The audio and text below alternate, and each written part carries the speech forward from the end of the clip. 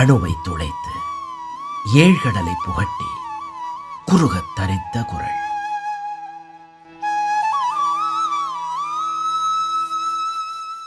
ஜெய ஸ்ரீராம். ஸ்ரீ டிவி நேயர்களுக்கு வணக்கம். பொதுவாக நம்ம பாரத நாட்டில் இயல்பாக கவனிக்கலாம். குறிப்பாக கிராமங்களில் இருக்கிற பழக்கம் அல்லது பாரம்பரியமாக இருக்கின்ற அந்த சமுதாயத்தில் இருக்கிற பழக்கம் என்னென்னா, தம்பி எந்த ஊர், நீங்கள் யார் வீட்டு பிள்ளை, யார் என்னன்னு கேட்பாங்க.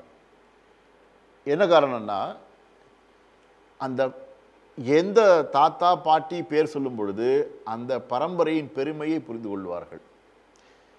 இன்றைக்கு நகர்மயமானதால் நம்ம ஹாய் ஹவ் ஆர் யூ என்று அறிமுகப்படுத்திக் கொள்கிறோம். அதெல்லாம் கிராமமாக வாழ்ந்தார்கள், சமுதாயமாக வாழ்ந்தார்கள் என்பதை வருகின்றோம். அப்போது ஒரு மனிதனுடைய அடையாளம் என்பது அவன் பெயர் என்ன ஊர் என்பது அல்ல, அவன் எந்த பரம்பரையில் வந்திருக்கின்றான் என்பதை வைத்து அவனுடைய குணத்தை எடை போடுவார்கள்.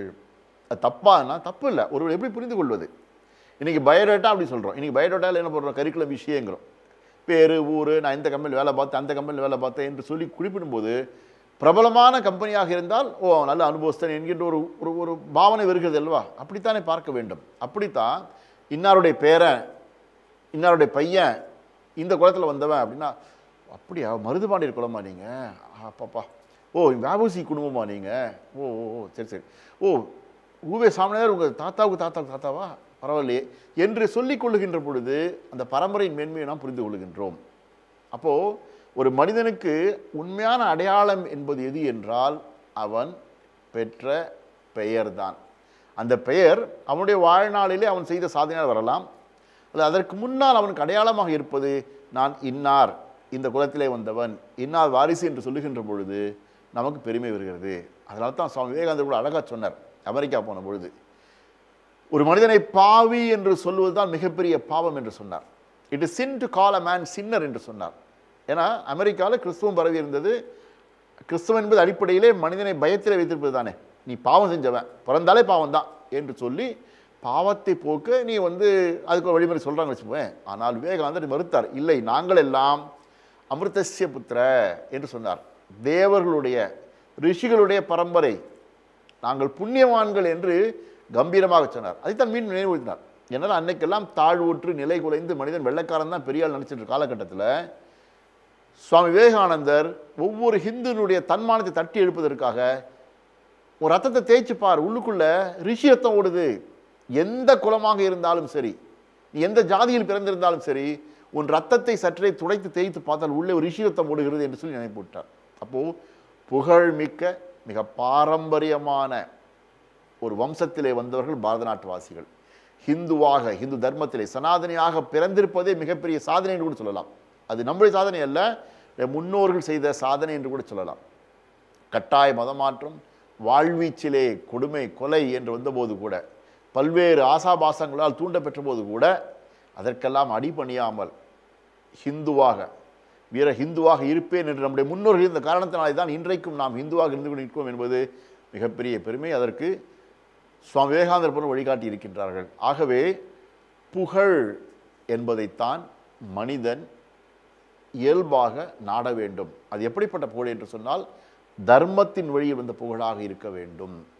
ஆக நம்முடைய பரம்பரையை வைத்து நாம் பெருமைப்படுகிறோம் என்று சொன்னால் நம்முடைய சந்ததியும் நம்மை எழுதி பெருமைப்படுவதற்கு நாம் புகழ்பட வாழ வேண்டும். புகழ்பட வாழ்வது என்றால் பரோபகாரியாக வாழ்வது, ஈவது, கொடுப்பது. பணம் மட்டும் கொடுப்பதால் பணம் மட்டும் அல்ல, சேவை செய்வது, சமூக சேவை செய்வது, உடல் உழைப்பை கொடுப்பது.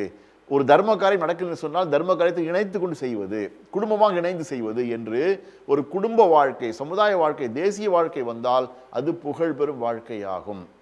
அப்படிப்பட்ட வாழ்க்கை எப்படி, அந்த புகழ் எத்தன்மையது என்பதை ஐயன் திருவள்ளுவர் இந்த குறளில் மிக அழகாக சொல்லுகின்றார். பாருங்கள் அந்த குறள் என்ன என்று நாம் பார்க்கலாம். ஒன்றா உலகத்து உயர்ந்த புகழ் அல்லால் பொன்றாது நிற்பது ஒன்று இல் என்று 24வது அதிகாரமாகிய புகழ் என்ற அதிகாரத்தில் 233வது குறளாக ஐயன் திருவள்ளுவர் வழிகாட்டுகின்றார். அதாவது ஒன்றா உலகத்து என்றால், ஒன்றா என்றால் இணையில்லாத, இதற்கு இணையாக சொல்ல முடியாத என்று சொன்னால் உயர்ந்த புகழ் உடையது. வெறும் புகழ் அல்ல, உயர்ந்த புகழ், மேன்மையான புகழ் அல்லால் அது இல்லாது, இதுக்கு புகழுக்கு ஈடுன வேறு எதுவும் சொல்ல முடியாது என்று சொல்லுகின்றார். அந்த புகழ் என்பது அழியாதது, அழியாமல் நிற்பது என்று வேற எதுவுமே கிடையாது. வேற எந்த புகழுமே இதற்கு ஈடிணையாக உயர்ந்து இருக்கக்கூடிய எதுவும் இல்லை. இந்த புகழ் மட்டும். எந்த புகழ் என்றால் நீங்கள் ஈவதால், கொடுப்பதால் வருகின்ற அந்த உயர்ந்த புகழுக்கு ஈடு இணையாக வேற எதையும் உலகத்தில் சொல்ல முடியாது என்று சொல்லுகின்றார். அப்போ இந்த உலகத்திலே புகழுக்கு, உயர்ந்த புகழுக்கு, வெறும் புகழ் அல்ல, உயர்ந்த புகழுக்கு ஈடு இணையாக வேறு எதையும் நம்மால் சொல்ல முடியாது, அல்லது புகழை போல் நின்று நிலைத்திருக்காது.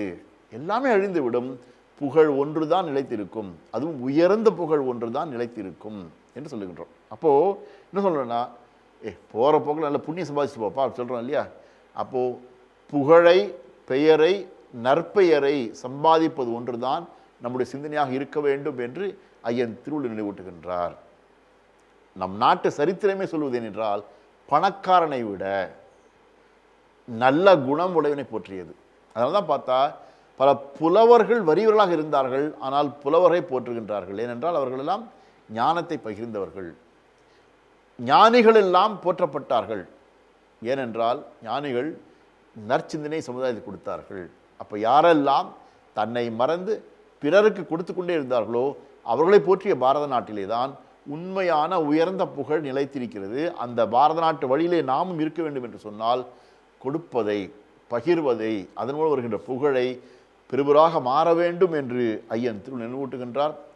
திருவள்ளுவர் சொல்கின்ற இந்த புகழ்தான் நிலைத்திருக்கும், உங்கள் சந்ததி கூட சொல்லி மகிழும் என்று சொல்லுகின்றார். அந்த வகையிலே புகழோடு வாழ்வோம், பாரதத்தின் பெருமையை உயர்த்துவோம். ஐயன் திருவள்ளுவர் திருவடி போற்றி. ஜெய்ஹிந்த்.